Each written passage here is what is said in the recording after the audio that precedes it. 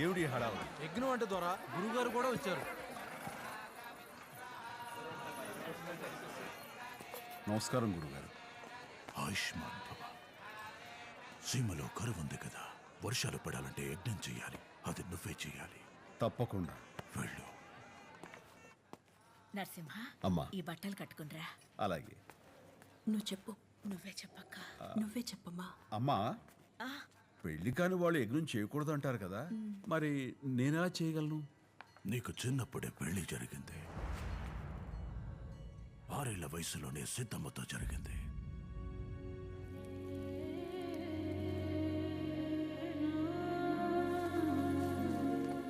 నీ చిన్నప్పుడు కూడా సీమకి ఇలాంటి కరువే వచ్చింది. జాతకరీత్యా నువ్వే యజ్ఞం చేయాలన్నారు. తప్పనిసరి పరిస్థితుల్లో నీకప్పుడు సిద్ధమనిచ్చి పెళ్లి చేసి యజ్ఞం చేయించాం.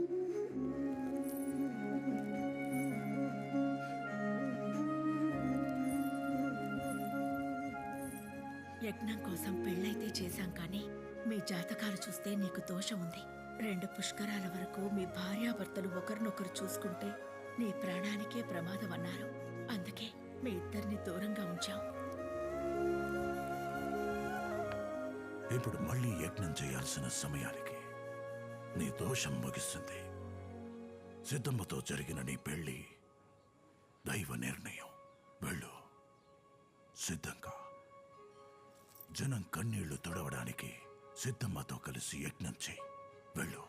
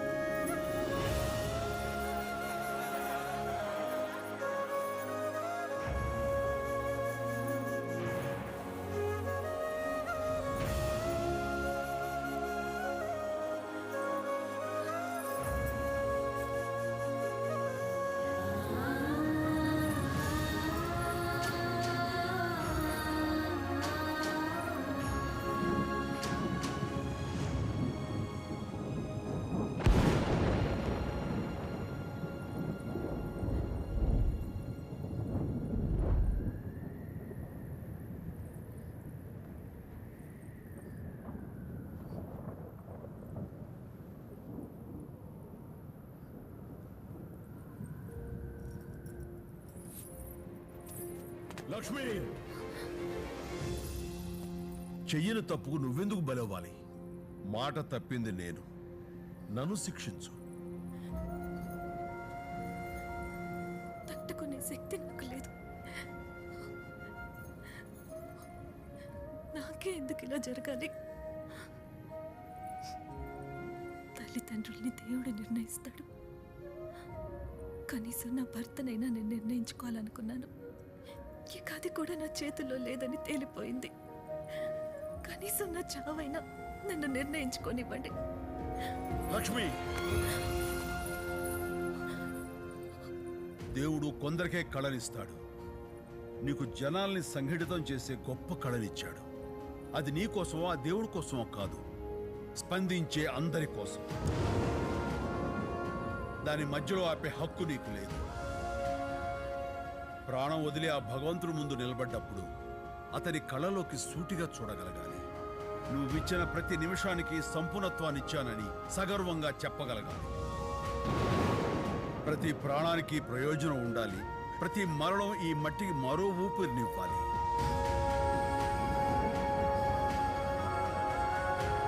ఎందుకు పుట్టావో తెలిసినప్పుడే ఎందుకు చావాలో తెలుస్తుంది లక్ష్మి.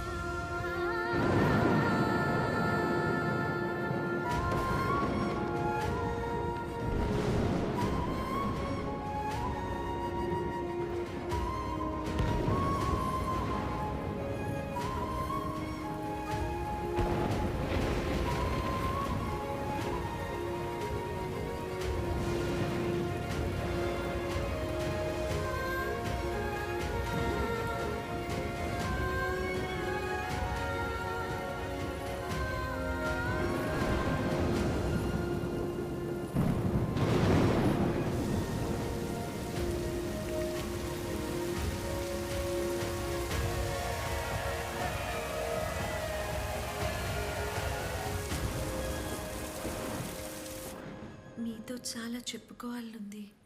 మాట్లాడొచ్చా? మీకు పెళ్ళి ఇష్టం లేదు కదా? చిన్న వయసులో జరిగిన పెళ్లి ఇష్టాయిష్టాలతో పనే ఉంటుంది.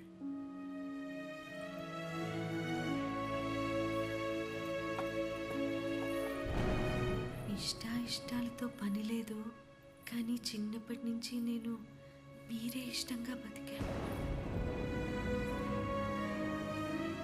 పెళ్ళయిందని నీకు ముందే తెలుసా? ఓ, చిన్నప్పుడే చెప్పేశారు. నాకు ఊహ తెలిసినప్పటి నుంచి మీరే నా లోకం.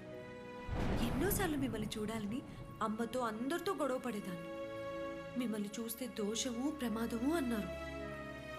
అంతే, అప్పటి నుంచి చూడకుండా అయ్యో రామ, పొద్దున్నే లేవగానే మీ గురించే అడిగేదాన్ని. మీ గురించి కథలు కథలుగా చెప్పుకుంటుంటే విని పొంగిపోయేదాన్ని.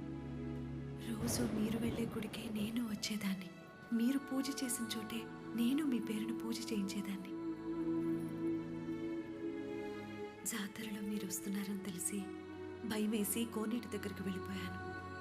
నీటిలో మీ నీడను చూసిన దోషమేనని నీళ్ళని చెరిపేశాను. ఈ 24 సంవత్సరాలుగా నాకు వేరే లోకమే లేదు. మిమ్మల్ని కళ్ళారా చూసుకునే ఈ క్షణం కోసమే ఎదురు చూశాను. యజ్ఞంలో కూడా మిమ్మల్ని చూడలేదు. మిమ్మల్ని చూస్తే ఏం చేస్తాను? అక్కడ అందరూ ఉన్నారు కదా.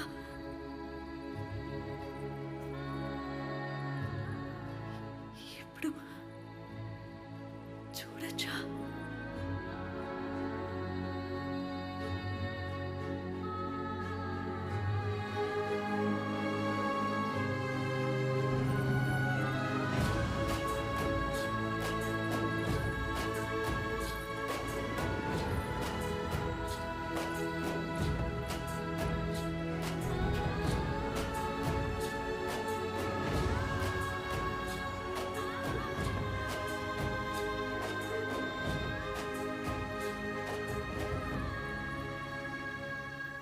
నాకొక మాటిస్తారా?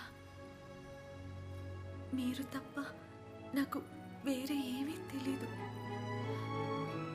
మీరు ఎలాగైనా ఉండండి, ఎప్పుడైనా రండి,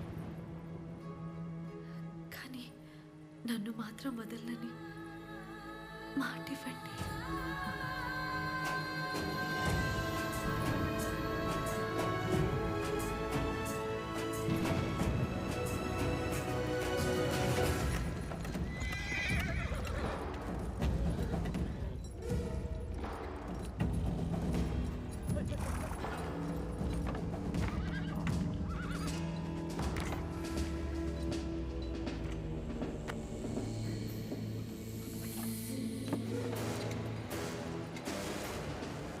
వెల్కమ్ టు కోయిలకుంట్ల దొర. స్వాగతం.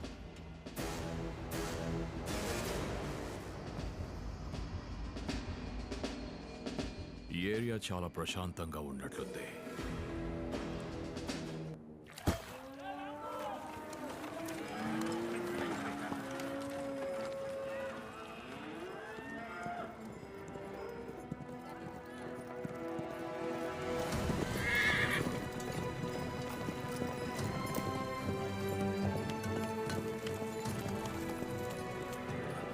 ఎరా సుబ్బయ్య, మీకు శుభవార్త.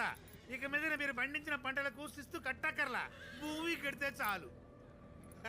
ఏంటి అర్థం కాలేదా? పంటలు పండినా పండకపోయినా మీకెంత భూమి ఉంటే అంత భూమికి శిస్తు కట్టాల్సిందే. అయ్యా అయ్యా, పండించిన పంటకే శిస్తు కట్టలేకపోతున్నాం. పండని భూమికి కట్టమంటే ఎట్టా కడతామయ్యా? అప్పుడు చట్ట ప్రకారం భూములు మా సొంతం. పని చేస్తున్నందుకు వీళ్ళందరికీ కూలీ ఇచ్చే రాఘవాచారి. దొరా, కూలీలవా? అయ్యా, ఈ నేల మా తల్లయ్యా. తల్లి లేకుండా ఎట్టా బతకాలయ్యా? మీ భూములు ఎంతవరకు ఉన్నాయి? ఆ కొండ వరకు ఉంటాయ్యా. 5 ఊళ్ళయ్యా. మీ భూములు మీకు కావాలంటే ఏమైనా చేస్తావా? ప్రాణం ఇస్తాదోరా.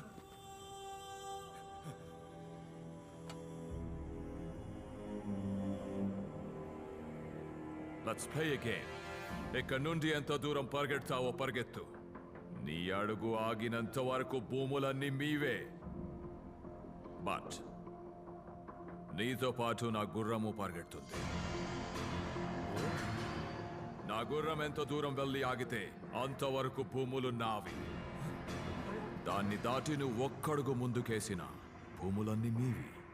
ఓహో, పరిగెడతావా?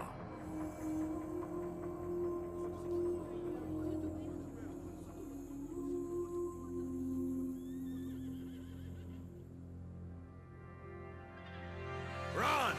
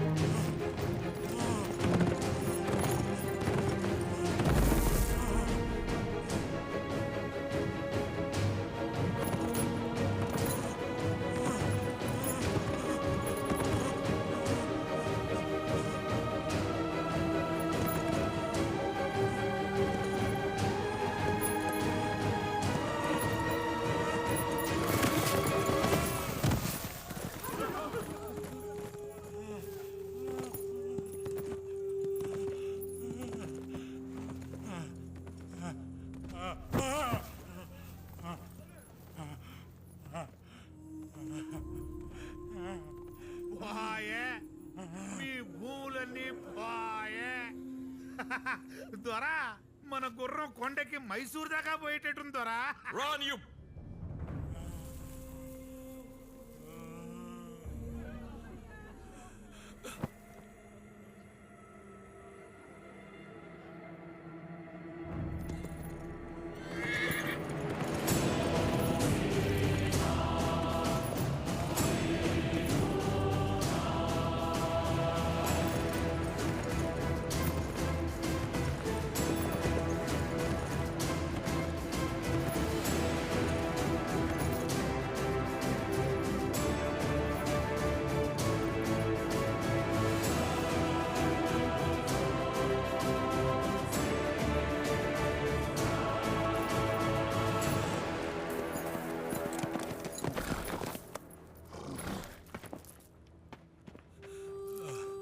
లే సుబ్బయ్య, ఇంత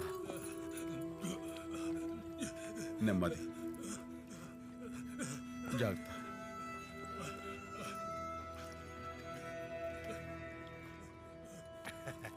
రెడ్డి గారు, పాపం మీరేమో శిస్తు కట్టద్దన్నారు. మా జాక్సన్ దొరేమో మీరు అసలు పాలేగారే కాదంటున్నారు. అంటే మీరు నొస్సంకు దత్తత వెళ్ళారు కదా, డల్ హౌస్ చట్ట ప్రకారం దత్తత చెల్లదు కాబట్టి మీరు ఈ భూమికి వారసులు కాదన్న మాట.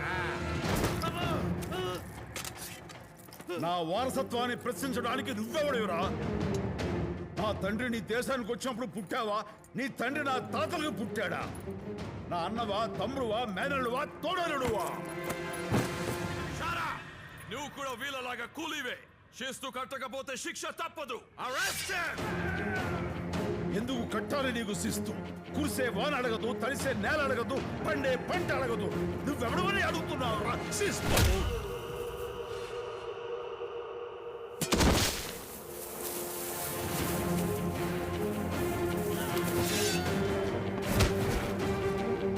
నారుమళ్ళ నుంచి నూర్పిడు దాకా చేను మాది, చెమట మాది, నారు మాది, నీరు మాది, కంకి మాది, కోట మాది, కుప్ప మాది. నీకెందుకు కట్టాలి రక్షిస్తూ?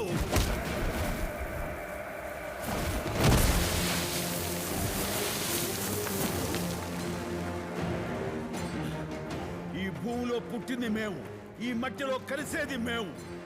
నీకెందుకు కట్టాలి రాసిస్తూ? సుబ్బయ్య, అయ్యా, ఈ భూమి దున్నిందెవరు? నేనయ్యా. ఈ నేల పంట ఎవరిది? మాది.